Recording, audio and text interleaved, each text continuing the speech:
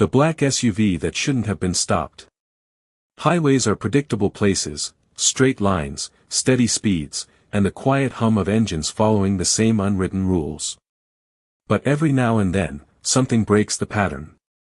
Something steps out of the ordinary and turns a normal day into a memory people never forget. That's the heart of today's story. Imagine a quiet stretch of highway just outside the city. Police officers doing routine checks, nothing unusual. Then, a black SUV. Sleek, tinted, moving with an energy that almost feels too controlled, comes rolling toward a checkpoint. It looks like any other luxury vehicle. No flashing lights. No suspicious maneuvers. Just, ordinary. But inside this SUV sits a crew nobody should underestimate. A crew led by a man whose name alone can make trained officers rethink their decisions. A man known for his silent presence, sharp instincts, and a reputation as both a martial artist and a crime figure whispered about in the darker corners of the city, Steven Seagal. The officers don't know this, not yet. All they see is a car that needs inspection. What follows is something that shocks everyone witnessing it, something the news would replay for days, something that would leave both the police and the public asking the same question. How did everything go wrong so fast? Now, let's dive into part 1 of this gripping 2-part series. And remember, if you love intense, suspense-packed stories, make sure you subscribe and like the video after enjoying this episode. The sun sat low in the sky, throwing long shadows across Highway 47. It was supposed to be a calm shift for officers Daniels and Ruiz. Routine. Predictable. The kind of day you forget by the following morning. Daniels leaned against the hood of the patrol car, sipping lukewarm coffee, while Ruiz scanned the passing vehicles with a bored expression. Slow day, Ruiz muttered. You complaining? Daniels chuckled. I'll take slow over crazy any day. Those were famous last words. At 4:17 p.m., a jet-black Chevy Suburban appeared in the distance, polished, heavy, and tinted just dark enough to raise the slightest suspicion. The way it moved was smooth, too smooth. No hesitation. No visible passengers. It glided. Ruiz straightened. You see that one? Daniels nodded. Yeah. Looks expensive. Expensive doesn't mean illegal. No, Daniels replied, but it's worth a look. As the SUV approached, Daniels raised his hand, signaling it to stop.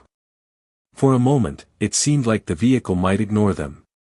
But then, at the very last second, the brake lights glowed a deep red, and the vehicle rolled to a slow, deliberate stop. Ruiz walked toward the driver's side window. Afternoon, sir. Routine check. I'll need to see. The window lowered just an inch, no more.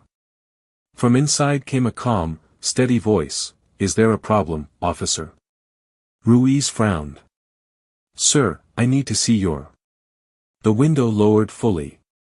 And the officer froze. Behind the wheel sat a massive man with slick-back black hair, sunglasses, and a presence that seemed to tilt the air around him. Even sitting still, he radiated control. Ruiz knew the face. Everybody knew the face. Steven Seagal. Ruiz's voice cracked. Mr. Seagal. You're the driver. Seagal didn't smile. That's right. And, the passengers? The actor-turned-crime figure tilted his head slightly. Associates. Is there an issue with that? Daniels sensed Ruiz's hesitation and approached the vehicle. Sir, we didn't expect you. It's just a routine check. Seagal leaned forward, resting his hands on the steering wheel. Routine is good. But routines can become dangerous if the wrong people get nervous. The tension was subtle but unmistakable. Daniels swallowed hard. We just need your license and registration, sir. Seagal glanced at the rearview mirror. Something shifted inside the SUV. They couldn't see the passengers, but the movement was clear. Controlled. Synchronized. Ruiz whispered, "Daniels, something's off." But Daniels held firm. "Sir, the documents, please." Seagal slowly reached into his jacket. Ruiz's hand drifted toward his holster. Seagal paused, eyes flicking toward Ruiz's movement. "Relax, officer. If I wanted trouble, you'd know." He withdrew the documents and handed them over calmly. Nothing aggressive. Nothing illegal. But Ruiz could feel the wrongness in the air. Like a storm waiting for a spark. Daniels walked back toward the patrol car to run Seagal's information. Ruiz remained, although every instinct told him to back away. "Where are you headed?" Ruiz asked. "Business," Seagal replied. "What kind?" Seagal turned his head slowly. "The kind that doesn't require conversation." Ruiz felt goosebumps roll down his arms. Inside the car, Daniels typed into the system. The first alert appeared instantly. Daniels froze. "Oh no. Ruiz, we've got a problem." Before he could finish, a second message flashed. "Approach with caution, known affiliates suspected of armed mobilization." Daniels stared at the screen, pulse rising. "Why today?" Ruiz called out, "Everything good?" Daniels stepped out of the patrol car. Mr. Seagal, could you step out of the vehicle?" That's when the highway fell silent. All sound seemed to stop. Even the wind paused. Seagal didn't move. Didn't blink. His passengers remained unseen. "You want me to step out," Seagal repeated slowly, "in front of all these drivers watching, and risk starting something you cannot finish?" Daniels stood his ground. "Sir, I need you to comply." Seagal exhaled quietly. It wasn't anger. It wasn't fear. It was something much more dangerous. "This," he said softly, "is a mistake." Ruiz tensed. "Sir, please." Suddenly, the back doors of the SUV opened. Two tall, heavily built men stepped out, calm, unarmed, but unmistakably trained. They didn't make any aggressive moves, yet their presence alone felt like a warning. Daniels instinctively reached for his radio. "Dispatch, we need." One of Seagal's men raised a hand. "Officer," he said calmly, "we don't want trouble." "But you're stopping something that cannot be stopped." Ruiz stepped back. "Everyone stay calm." Seagal finally opened his door and stepped out. Not in a rush. Not in anger. Just slow, deliberate control. The world seemed to tilt. Cars slowed in both directions, drivers staring. Phones lifted. People began recording. Seagal towered over Daniels. "You want to arrest me," he said quietly. "But before you do, you should know something." Daniels stumbled over his words. What?" Seagal leaned in close, lowering his voice. "Someone far more dangerous than I am, is following us." Ruiz's eyes widened. "What does that mean?" Seagal turned toward the horizon. And that's when they heard it. A low rumble. Growing louder. Coming fast. Daniels looked down the highway and felt his stomach twist. A convoy of matte black vehicles, 6, maybe 7, sped toward them. Ruiz whispered, "What is that?" Seagal spoke without turning his head.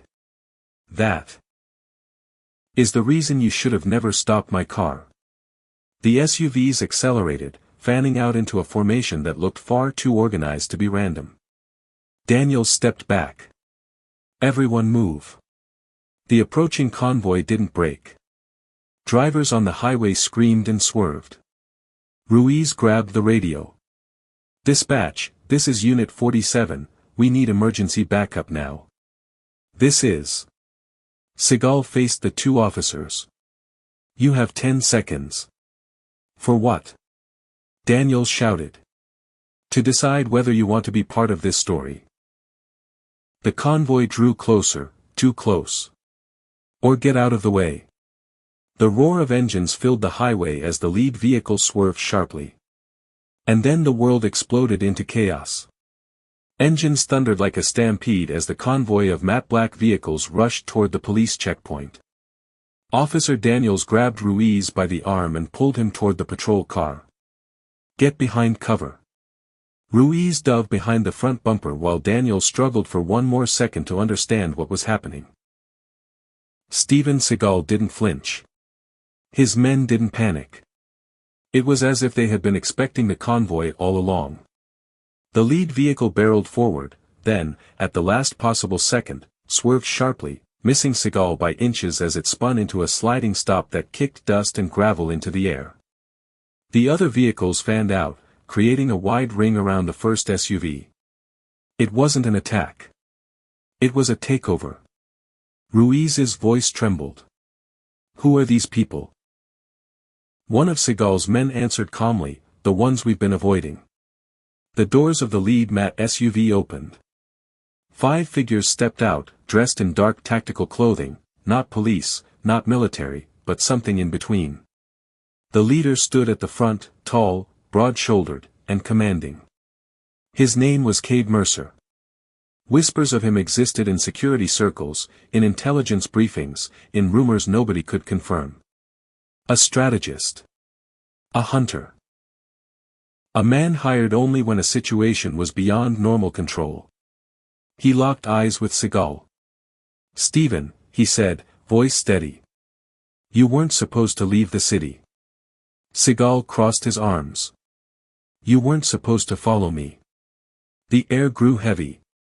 Cade stepped forward, ignoring the 2 terrified officers. "Turn around. You know what deal you broke." Ruiz peeked around the patrol car. "Deal? What deal?" Seagal didn't answer instantly.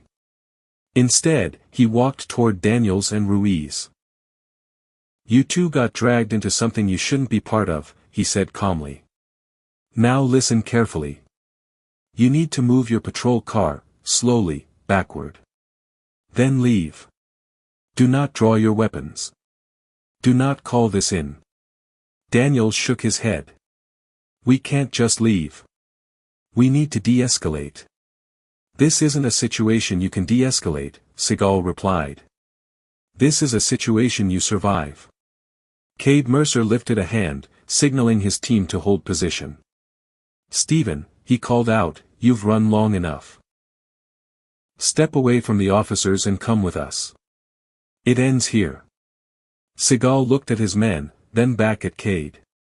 "It only ends," he said slowly, "when the truth comes out." Cade's jaw tightened. "There is no truth. Only consequences." He stepped closer. The officers tensed. Seagal's team shifted. But Seagal raised a hand, telling his men to stay calm. Daniels finally spoke up, voice cracking, "Please, everyone, just stop." Cade glanced at him. "Officer, this is not your fight." "Maybe not," Daniels said, "but this is our highway." That made Cade pause, just for a second. Then Seagal added, "And your highway is exactly why you should let these officers walk away." Cade exhaled through his nose. "I'm not here for them. I'm here for you." Seagal stepped forward until he stood only a few feet away from the convoy leader. "You chased the wrong man," Seagal said.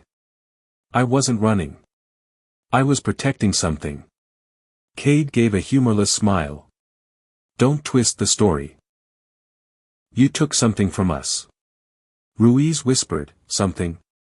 Like what?" This time, Seagal answered without hesitation. "Evidence." Daniels frowned. "Evidence of what?" Cade cut in sharply. "Don't tell them. You're dragging civilians into a classified chain." But Seagal ignored him. "These men," he said, pointing at the convoy, "are part of a covert cleanup unit. They erase problems. Not fix them." Cade's expression darkened. "That's enough." "No," Seagal said, Voice rising slightly, what's enough is the corruption behind your mission. And I'm done playing along. Ruiz blinked. So you're, what? Helping people? Seagal looked at the officers. I'm preventing a disaster. Cade stepped forward aggressively. His team tightened formation. You're lying, he growled. And you know it.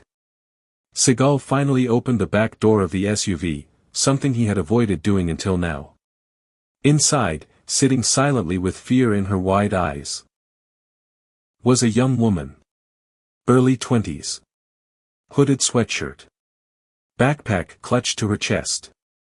Not a weapon. Not a criminal. A witness. Seagal gently helped her step out. Ruiz gasped. She's just a girl. Cade's team stiffened. The girl looked at the officers, voice trembling. They want to make me disappear. Daniels felt his stomach drop. Disappear? I saw something, she whispered. Something they weren't supposed to do. And now they're cleaning it up. Cade raised a hand sharply. Do not say another word.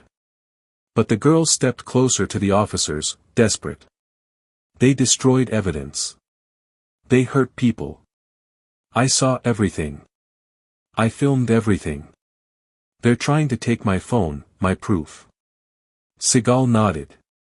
I promised her protection. That's why we were heading out of the city. Cade shouted, Stephen, stop. You're only making this worse. Seagal turned back to face him. Worse for who? The highway fell deathly quiet. The officers found themselves in the center of a storm they weren't prepared for. Ruiz whispered, Daniels, what do we do? Daniels swallowed hard. We do what's right. Cade's team spread into a semicircle. They still hadn't drawn weapons, but their body language screamed readiness. Stephen, Cade warned, if you take one more step, we will intervene. Seagal stepped forward anyway. The officers froze. His men tensed. The convoy shifted. And for the first time since he arrived, Cade Mercer hesitated. The girl clung to Seagal's jacket, terrified. You won't touch her, Seagal said. We don't need to, Cade replied. The moment you break the line, it becomes a federal obstruction. You don't represent the federal government, Seagal shot back. You represent the people paying you to silence her. Cade's mask of control cracked. You think you're the hero of this story, Stephen? You don't even know the full picture. Seagal stepped closer. Then enlighten me. Cade clenched his fists. You're protecting a witness who doesn't understand the danger. Her video is only part of the truth. The people she exposed, they don't just want her silenced. They want control over the entire operation she uncovered. Ruiz whispered, Operation, what operation? Cade looked straight at Daniels and Ruiz. You're out of your depth. If either of you take her side, you'll be in danger too. Daniels hesitated. Ruiz hesitated. The girl shook her head rapidly. Please, don't leave me with them. You don't understand. They're not here to bring me in. They're here so I never speak again. Cade's eyes sharpened. That is not our mission. Seagal countered, but it is your employer's. The standoff thickened like smoke. Then, a siren wailed in the distance. Back up. Daniels had called before everything escalated, and now the cavalry was finally approaching. Cade turned toward the sound with frustration. You shouldn't have called them. Daniels squared his shoulders. You're threatening people. We had no choice. Cade faced his team. We need to leave. Now. One of his men protested, but the girl. We're out of time, Cade snapped. Seagal stepped in front of the girl protectively. Cade pointed at him. This isn't over. It never is, Seagal replied. The tactical unit retreated toward their convoy. Doors slammed. Engines roared back to life. Before leaving, Cade lowered his window and spoke across the distance. You think you saved her today? You only bought time. They'll still come after her, and after you. Seagal didn't blink. Let them come. The convoy sped away, disappearing down the highway. Silence fell. The girl collapsed to her knees, shaking with relief. Daniels and Ruiz stared at Seagal. What now? Daniels asked. Seagal looked down at the girl, then at the officers. Now, he said quietly, we take her somewhere safe. And then, we expose everything. Ruiz hesitated. Sir, this is bigger than us. Seagal nodded. Which is why we don't face it alone. The approaching police backup vehicles were getting closer, sirens growing louder. Daniels took a deep breath, trying to process the chaos they had witnessed. Ruiz whispered, we're really doing this? Seagal looked at them with steady confidence. You stopped the wrong SUV today, he said, but maybe it was the right decision after all. The girl stood, wiping her tears. Thank you, for not leaving. Daniels gave a small smile. We're in this together now. As the backup units arrived, surrounding them with flashing lights and confusion, Ruiz whispered. This is going to be all over the news. Seagal finally allowed himself a small, rare smile. Good, he said.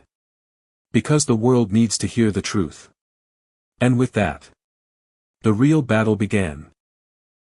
If you enjoyed this dramatic story, don't forget to subscribe and like the video so you never miss another powerful episode.